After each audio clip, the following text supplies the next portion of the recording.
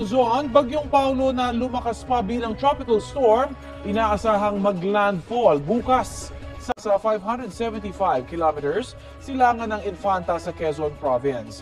Taglay nito ang lakas ng hangin na umaabot sa 75 kilometers per hour. Sa mga susunod na oras, magpapaulan na ang bagyo sa Catanduanes, Aurora, Quirino at Isabela. Trough naman ang extension o ng bagyo ang makakaapekto po dito sa Metro Manila. Sa Cordillera, Calabarzon, malaking bahagi ng Cagayan Valley at Bicol, buong Nueva Ecija at sa Bulacan.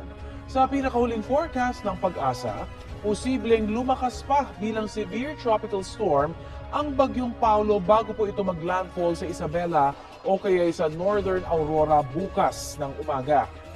Isa ang Bagyong Paulo sa 4 na inaasahang bagyo ngayong Oktubre. Karaniwang tumatama sa Northern Luzon ang bagyo sa buwang ito.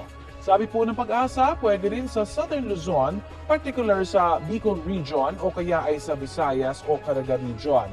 May mga pagkakataon naman na nagre-recurve o lumilihis ito ng direksyon palayo sa bansa.